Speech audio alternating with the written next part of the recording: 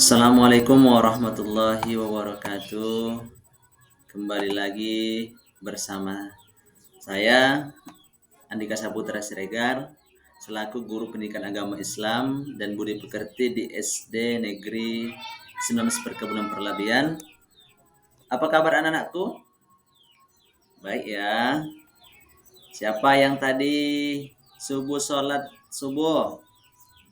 Siapa tadi yang sholat berjamaah subuh? Oh ya, oke.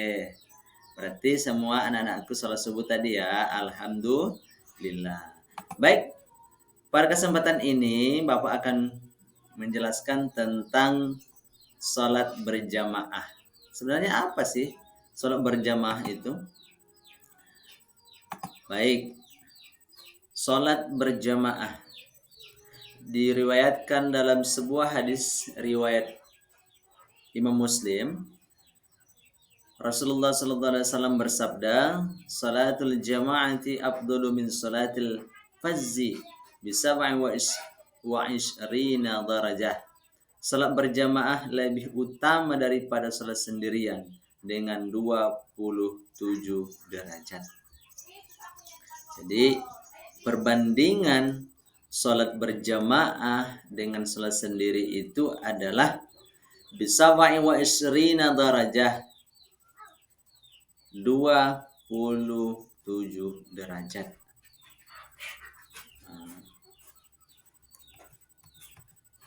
Sebelum kita membahas tentang lebih jauh apa itu yang dinamakan sholat berjamaah, adalah sholat berjamaah adalah sholat sejak lebih dari satu orang, yaitu ada imam dan ada makmum. Minimal ada lebih dari satu. Misalnya sholat subuh, ada seorang imam sholat subuh, kemudian ada satu orang saja makmum, itu sudah dikatakan sholat berjamaah. Jadi sholat berjamaah ini begitu banyak fadilahnya, yaitu fadilah pahalanya itu bisa mewasrina darajat, 27 derajat. Salat seseorang dengan berjamaah lebih banyak daripada bila salat sendirian dan salat di pasarnya dengan 20 sekian derajat. Hal itu karena dia berwudu dan membaguskan wudunya, kemudian mendatangi masjid di mana dia tidak melakukannya kecuali untuk sholat dan tidak menginginkan kecuali dengan niat sholat. Tidaklah dia melangkah dengan satu langkah kecuali ditinggikan baginya derajatnya dan dihapuskan kesalahannya hingga dia masuk masjid. Dan malaikat tetap berselawat kepadanya selama dia berada pada tempat salatnya seraya berdoa, "Ya Allah, berikanlah kasih-Mu kepadanya. Ya Allah, ampunlah dia, ya Allah, ampunlah dia." Dan dia tetap dianggap masih dalam keadaan salat selama dia menunggu datangnya waktu salat. Jadi kelebihan untuk salat berjamaah itu didoakan untuk diberikan selalu kasihnya Allah, diampuni dosanya, dan dianggap dia dalam keadaan salat selama dia menunggu datangnya waktu salat. Hadis riwayat Imam Muslim. Rasulullah SAW juga pernah bersabda dalam sebuah hadis riwayat Abu Daud dan Nasai, "Ma min salasatin fi qaryatin wala badwin la tuqamu fihimus salatu illa qadis tawwadan alaihim musyaitanu fa'alaika bil jama'ati fa innama ya'kulul dza'bu qasih." Tidaklah 3 orang yang ditinggal di suatu kampung atau pelosok tapi tidak melakukan salat jamaah kecuali setan telah menguasai mereka. Wajiblah kalian berjamaah sebab serigala itu makan domba yang lepas dari kawannya. Man sami'an nada'a falam ya'ti fala salatu lahu illa man azza. Siapa mendengar azan namun tidak mendatangi untuk salat, maka tidak ada salat baginya kecuali bagi orang yang uzur. Itulah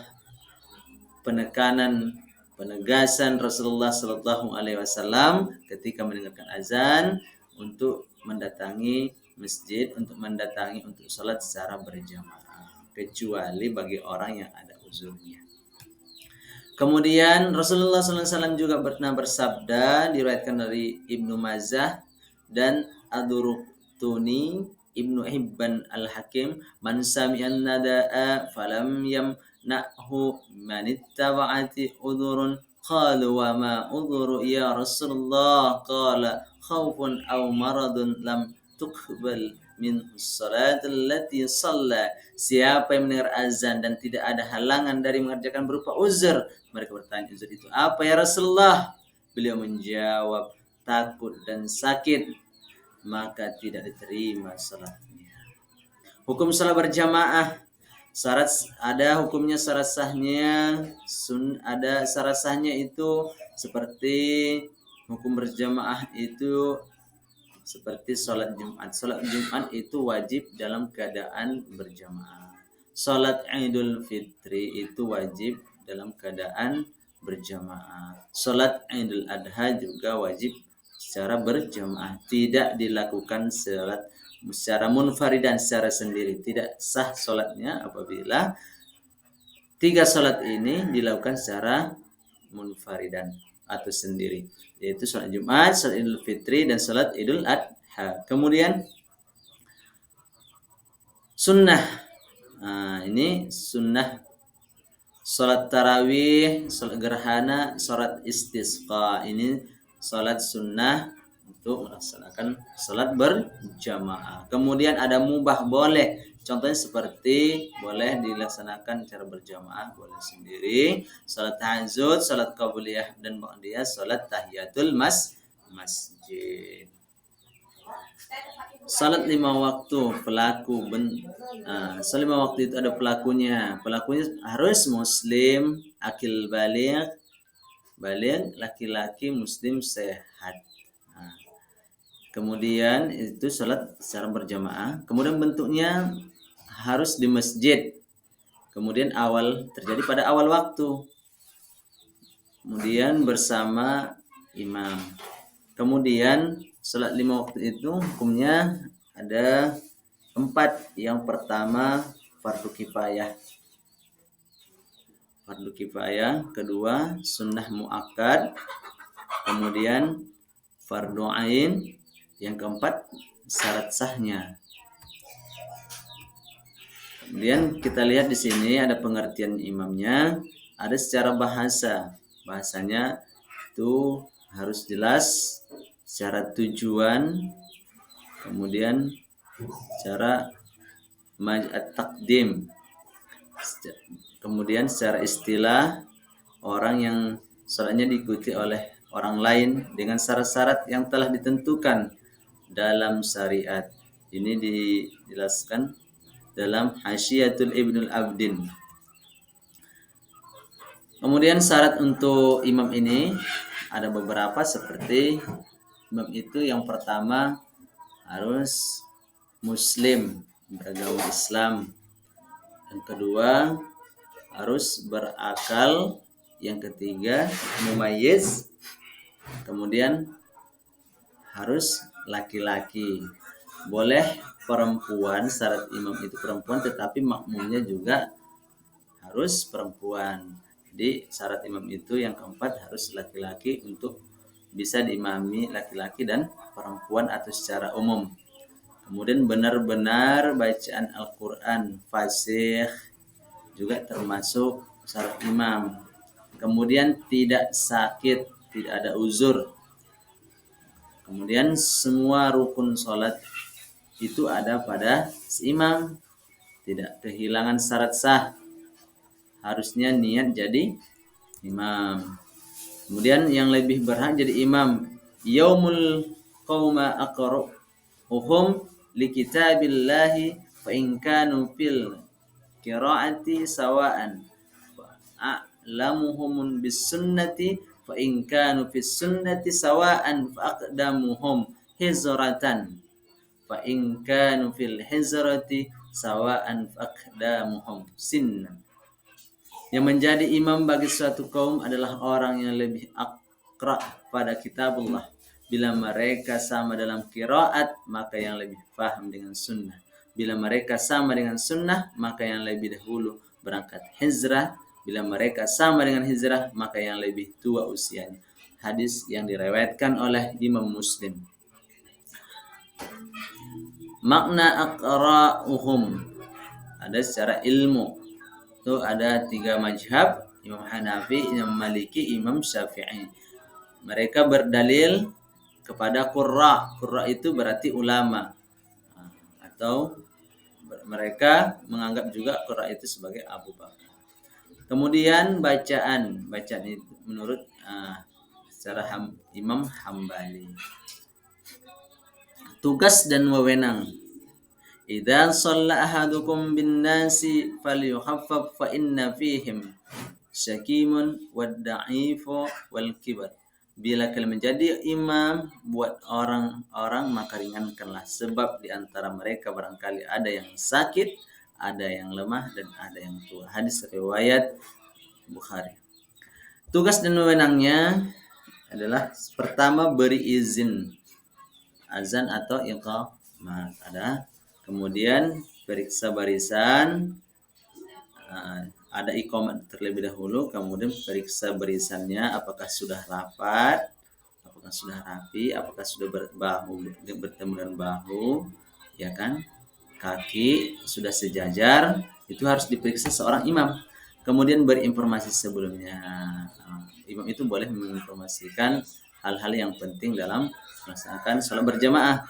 Kemudian meringankan sholat, ayat tidak terlalu panjang. Lihat dulu, kita melihat makmum apakah ada orang yang musafir, atau orang yang sakit, ada orang tua yang tidak tahan berdiri lama. Kemudian menunggu masbuk, ihtilaf. Makmum ya, makmum berarti makmum, syarat makmum, posisi makmum, kerapatan barisan, mufaraqah. Pengertian makmum secara bahasa, orang yang diimami.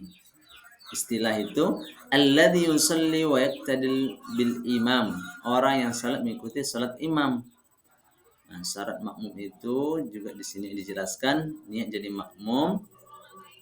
Kemudian salat yang sama menurut jumhur atau Imam Syafi'i, jumhur bernama hukum waktu. Kemudian tidak melewati imam, tempat yang sama, kemudian ikut gerakan dasar. Posisi makmum, imam laki-laki, makmum wanita pasti boleh diikuti. Makmum wanita itu boleh mengikut kepada imam laki-laki. Makmum yang campur boleh mengikuti imam laki-laki, satu atau lebih. Kemudian posisi makmum ini bagi imam wanita, yang di atas ada imam laki-laki, itu umum, siapa saja boleh mengikutinya, baik itu perempuan, wanita atau campur. Kemudian imam wanita itu makmumnya harus wanita, tidak boleh laki-laki. Tidak sah sholat berjamaah apabila ada seorang yang jadi laki-laki menjadi makmum apabila seorang imamnya itu adalah seorang wanita. Boleh satu dan lebih, sama-sama yang di atas. Kemudian konfigurasi barisan atau sholat berjamaah. Posisi makmum dewasa laki-laki, itu dia yang kuning, yang merah itu adalah posisi imamnya. Yang garis kuning adalah posisi makmum dewasa laki-laki, baris kedua juga posisi makmum anak laki-laki. Di mana posisi makmum wanita itu harus ada batasannya, ya. Posisi makmum anak wanita di belakangnya, kemudian posisi makmum dewasa wanita. Anak-anak di depan saja kita boleh, ya. Lanjut. Ini proses pembentukan barisannya. Imam itu ada di tengah-tengah, makmumnya di situ ada 1 2 3 4, ke kanan 1 2 4 6 8 10 12. Itu sebelah kanan kita. Kemudian sebelah kiri 3 5 7 9 11 13. Bersambung sampai ke belakang. Inilah posisi pembentukan barisannya. Kemudian sendiri dalam shaf. Ini posisinya sudah penuh makmum yang di depan, sudah ada 2 barisan, kemudian datanglah satu makmum di belakangnya untuk barisan, tapi tidak ada temannya. Nah, ini dalam hadis diriwayatkan dari Imam Ahmad, Abu Dawud, At-Tirmidzi dan Ibnu Hibban. Rasulullah SAW pernah bersabda dari Hasibah bin Ma'bad radhiyallahu anhu berkata bahwa Rasulullah SAW melihat seorang salat di belakang saf sendirian, maka beliau memerintahkannya untuk mengulangi salatnya. Jadi tidak boleh apabila terjadi seorang makmum itu berada sendiri tanpa ada barisan. Rasulullah melihat seorang salat di belakang saf sendirian, maka beliau memerintahkannya untuk mengulangi salatnya. Berarti salatnya itu tidak abdol atau dilarang oleh Rasulullah karena tidak sah salat berjamaahnya atau tidak sah salatnya. Memang di dalam hadis ini tidak dijelaskan secara detail apakah sah atau tidak, tetapi Rasulullah memerintahkan untuk mengulangi salat kembali. Kemudian kerapatan barisan itu ada nas hadis, kemudian ada komentar ulama.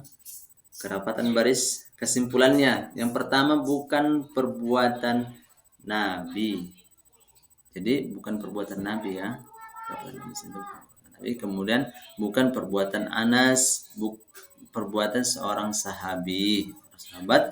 Kemudian sulit dikerjakan atau takalluf. Kesimpulannya Al-Albani murafaqah itu ada haram, boleh, wajib. Kemudian tidak terasa kita sudah selesai membahas tentang sholat berjamaah. Sekarang kita berlanjut untuk pembahasan tentang azan ya. Azan pengertiannya nanti akan kita bahas insyaallah. Kita akan bahas pengertiannya, pensyariatannya, hukum, keutamaan, syarat, lafaz disunnahkan selain untuk sholat. Pengertiannya secara bahasa, azan itu secara bahasa bisa dengan pengumuman atau panggilan. Wa adhanum minallahi wa rasulihi ilan nas, dan merupakan pengumuman dari Allah dan Rasulnya kepada umatnya manusia. Ini diterangkan dalam Al-Quran surah At-Taubah ayat ketiga, bahwasanya azan itu merupakan pengumuman dari Allah dan Rasulnya kepada umatnya untuk masuknya waktu sholat. Sedangkan menurut istilah al-i'lamu biwaqtis sholatil mafrudati bi alfazin ma'lumatin ma'suratin ala sifatin mahsusatin. Pengumuman atas waktu salat fardu dengan menggunakan lafaz tertentu yang diwariskan cara serta dengan sifat-sifat tertentu. Kita tahu bersama bahwasanya azan itu menggunakan lafaz-lafaz tertentu, mulai dari Allahu Akbar ya kan 2 kali, asyhadu alla ilaha illallah 2 kali, asyhadu anna muhammadar rasulullah 2 kali, kemudian hayya 'alas shalah 2 kali, hayya 'alal falah 2 kali, Allahu Akbar 1 kali, kemudian terakhir la ilaha illallah. Itu adalah lafaz itu azan, beda lagi dengan iqamah. Pensyariatannya dalam Al-Qur'an. Quran surah Al-Maidah ayat 58, wa idza nadaitum ila sholati takhuduha hudwan wa la'iban dzalika bi annahum qaumun la yaqilun. Apabila kamu menyeru untuk salat, mereka menjadikannya buah ejekan dan permainan. Yang demikian itulah karena mereka benar-benar kaum yang tidak mau mempergunakan akal. Kalau dalam sunnah atau dalam hadis, Rasulullah SAW pernah bersabda dalam yang diriwayatkan oleh Imam Bukhari dan Muslim, wa idza hadaratis salatu fal yuwaddin lakum ahadukum. Bila waktu salat telah tiba, hendaklah ada dari kamu yang mengumandangkan azan. Apabila sholat maka harus ada yang mengumandangkan azan, apalagi itu sholat berjamaah, ya kan? Keutamaannya dia mengundi, kemudian situ juga perkataan, termasuk juga perkataan baik. Waman ahsanu qawlan man da'an ilallahi wa amila salihan wa qala innani minal muslimin. Siapa yang lebih baik perkataan daripada orang yang menyeru kepada Allah, mengerjakan amal yang saleh dan berkata, sungguhnya aku termasuk orang-orang yang menyerahkan diri. Quran surah Al-Fussilat ayat 33. Hukumnya salat 5 waktu, hukum azan itu 5 waktu sunnah muakkad. Sunnah muakkad ada yang berpendapat sebagai fardu kifayah. Kemudian ada yang mengatakan sunnah itu tidak disyariatkan azannya. Kemudian as-salatu jami'an, dan juga yang mengatakan azannya seperti as-salatu jami'an, seperti itu kalau dia sholat sunnah, ya kan? Contohnya hendak melaksanakan sholat mayit, itu as-salatul jami'ah, tidak ada namanya azan seperti biasa, seperti pemanggilan azan sholat 5 waktu, tetap berbeda. Kalau sholat sunnah, ya kan, seperti sholat Idul Fitri, Idul Adha dan lainnya. Kemudian jamaah wanita, jamaah wanita tidak disyariatkan untuk yang dinamakan untuk azan. Iqamah, boleh iqamah, boleh tidak. Iqamah itu seperti lirik azan, tetapi dia pendek, tidak diiramakan, kemudian dia hanya sekali saja. Contohnya Allahu Akbar, asyhadu an la ilaha illallah, asyhadu anna muhammadar rasulullah, hayya 'alas shalah, hayya 'alal falah, qad qamatis shalah, qad qamatis shalah, Allahu akbar, la ilaha illallah. Syaratnya masuk waktu. Syarat untuk azan itu adalah harus masuk waktu dulu. Kalau belum masuk waktu tidak boleh untuk melaksanakan atau mengumandangkan azan. Kemudian bahasa Arab. Azan itu bahasa Arab, tidak ada yang bahasa Indonesia, bahasa Afrika, bahasa Amerika, bahasa Cina, bahasa Thailand. Harus wajib dengan berbahasa Arab. Kemudian ini diperuntukkan untuk laki-laki. Azan itu untuk laki-laki, tidak untuk perempuan. Kemudian tertib lapasnya harus tertib. Dimulai dari Allah Akbar, kemudian asyhadu an la ilaha illallah, asyhadu Rasulullah sampai akhir. Tidak boleh dulu ayat sholat, kemudian Allah Akbar, enggak boleh. Itu tidak tertib namanya. Kemudian tidak bersahutan. Tidak bersahutan ya azan. Disunnahkan azannya lantang, kemudian tempatnya tinggi. Makanya di masjid-masjid besar atau masjid-masjid jami, masjid-masjid raya itu mereka azan di tempat yang tinggi, seperti di menara, ya kan, di menara masjid. Kemudian berdiri, sunahkan berdiri menghadap ke kanan. Kemudian azan itu dilaksanakan di awal waktu, kemudian menghadap kiblat. Azan selain salat. Ada azan itu selain salat. Seperti bayi lahir, bayi yang baru dilahirkan. Ini disunahkan untuk azan bayi yang baru lahir. Biasanya di tempat kita atau yang disyariatkan oleh Rasulullah SAW, mengazankan seorang bayi itu tepat di telinga kanannya, kemudian mengiqamahkannya di telinga kiri. Azan ya, boleh azan di luar salat ketika bayi lahir. Kemudian terjadi ada kebakaran, ya kan, harus azan. Mudah-mudahan dengan azan itu akan api atau musibah yang lain akan reda. Kemudian ketika peperangan itu boleh, adanya jin dan setan penghuni banyak jin dan setan, mungkin mengusir, bisa jadi mengusir jin dan setan, kemudian musafir. Tidak terasa sudah kita sekarang bersambung ya. Tadi materi tentang azan, sekarang kita bersambung materi iqamah. Karena ini sangat berkaitan, berhubungan ya kan? Ada korelasinya antara azan sama iqamah. Ini tidak bisa dipisahkan, makanya kita harus membahas ini.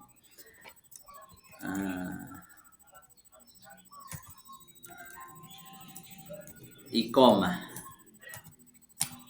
Iqamah ini adalah dilaksanakan ketika setelah azan itu selesai, kemudian dilaksanakanlah sholat qobliyah kalau ada sholat qobliyahnya seperti sholat zuhur, kalau tidak ada seperti sholat maghrib. Setelah dia melaksanakan mengumandangkan azan, maka langsung saja kepada yang namanya iqamah. Iqamah ini berbeda dengan azan. Liriknya lebih pendek, tidak pakai irama, tidak sepanjang iramanya, tidak sepanjang waktu mengumandangkan azan. Dia hanya satu kali saja. Contohnya, Allahu Akbar, asyhadu an la ilaha illallah, asyhadu anna Muhammadar Rasulullah, hayya 'alas shalah, hayya 'alal falah, qad qamatis shalah, qad qamatis shalah. Allahu Akbar, la ilaha illallah. Kira-kira seperti itu. Nah, jadi iqamah ini boleh, ada pertanyaan seperti ini. Bolehkah iqamah saja tanpa ada azan? Boleh. Sebelumnya tidak ada dikumandangkan yang namanya azan. Langsung kepada iqamahnya. Boleh. Iqamah ini dilaksanakan setelah azan, tetapi apabila tidak ada azan sebelumnya, bolehkah melaksanakan iqamah? Boleh. Karena iqamah ini tanda untuk panggilan, untuk ingin melaksanakan sholat tersebut, baik itu sholat fardu atau sholat sunnah. Nah, ingin mendirikan sholat tersebut. Jadi perbedaan azan dengan iqamah itu ada, baik itu secara lirik, kemudian secara panggilan. Kalau dia azan itu cara panggilan untuk masuknya waktu sholat tersebut. Misalnya azan maghrib, berarti masuknya waktu maghrib. Zuhur, dikumandangkanlah azan zuhur, waktu masuknya waktunya. Tetapi kalau iqamat itu segera. Apabila iqamah dikumandangkan, maka akan segera untuk melaksanakan sholat tersebut. Nah, setelah selesai iqamah, langsunglah untuk melaksanakan sholat berjamaah, baik itu fardu, baik itu sunnah, dan lain segala macam. Nah, iqamah ini artinya adalah iqamah, qoma yakim, aqama yukim iqamatan, iqamah, mendirikan. Jadi sholat, untuk mendirikan sholat tersebut harus ada namanya panggilan iqamah, untuk tanda bahwasanya sholat akan segera dimulai. Oke, itu adalah tentang iqamah. Kemudian manakah, pertanyaan kembali, mana yang lebih dahulu dilaksanakan? Tentu yang lebih dahulu dilaksanakan adalah azan. Tidak boleh, itu menyalahi aturan. Menyalahi aturan apabila dilaksanakan terlebih dahulu iqamah, kemudian azan, itu menyalahi. Yang ada tertibnya adalah azan terlebih dahulu, kemudian iqamah. Nah, jadi harus sejalan dia, harus tertib dia. Kalau tidak tertib, tidak sesuai dengan ajaran Islam. Baik, sampai di sini perjumpaan kita pada pagi yang berbahagia ini. Mudah-mudahan bermanfaat bagi saya sendiri dan bagi murid-murid Bapak yang hadir. Adapun kesimpulan materi kita pada pagi hari ini, sholat berjamaah itu lebih baik daripada sholat sendiri. 20 bisa wa'i sinin 27 daradah 27 derajat bagaimana. Kemudian tentang materi azan dan iqamah. Azan terlebih dahulu kemudian seakan iqamah. Ini harus seorang laki-laki, ya. Oke, sampai di sini kurang lebihnya Bapak minta maaf sebelumnya. Terima kasih bagi anak-anakku sekalian dan para pendengar. Saya akhiri wabillahi taufiq wal hidayah. Wassalamualaikum warahmatullahi wabarakatuh.